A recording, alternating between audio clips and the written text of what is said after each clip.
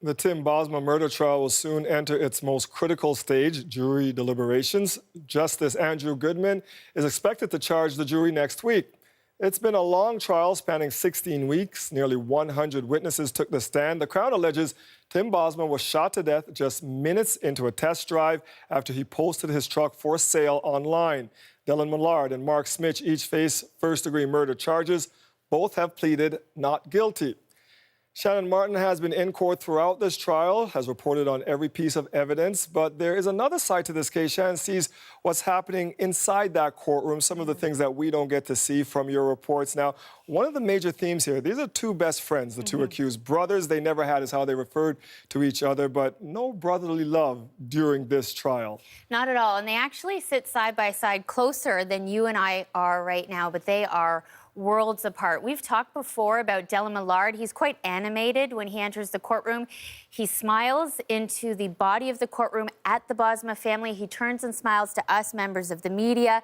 But when it comes to Mark Smich, a very different tone. They sit side by side.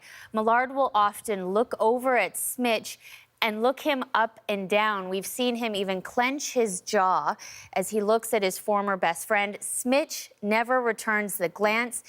To me, it appears that Millard is almost confident with those smiles. As for Smich, you may remember seeing him in his rap video from around the time he was arrested. The Smich we see in court now is very different from this guy. This guy is skinny. We know at the time he was a drug addict. He was also a drug dealer, a small-time pot dealer. Now, his lawyer says, he's gotten his grade 12 education in prison. His tone, Dwight, is very different compared to Millard.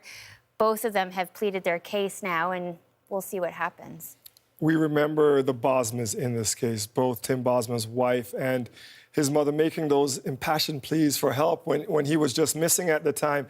And for a lot of families, it is hard to go and sit through these trials and almost relive what has happened again, but not for the Bosmas in this case. They made a point of saying that they're going to be there every day. Yeah, and they have been 16 weeks. We've seen Charlene Bosma walk into the courthouse every day. She is there. She walks in with her sister. There she is there, and her family. And they are surrounded by what they call the Bosma Army. They've actually coined a phrase. It's members of their church community, it's their extended family and friends. They actually coordinate their work schedules so their friends can take days off to surround their family, to make sure that they are surrounded by love. That's got to be the most common question I'm asked. How is the family doing? And I say, they're surrounded by this love. They have a special room in the courthouse, so the church ladies, they bring snacks so they can all sit together on break. They start every morning with a group prayer, with group hugs, and somebody has even brought bright purple pillows because they're sitting on those hard wooden court benches. So they've got a little bit of comfort there, but thankfully they are surrounded by so much love. And if you think about it, it's not just the family there, it's about 40 people of their friends and family that surround them every day. And they need that support. They do, especially now as we know we're heading into the final stages here. The verdict is coming and everyone will be there. There are lineups to get into that courtroom every day. And we thank you for your coverage. You've been doing a great job on this. Thanks, Shannon. Thank you.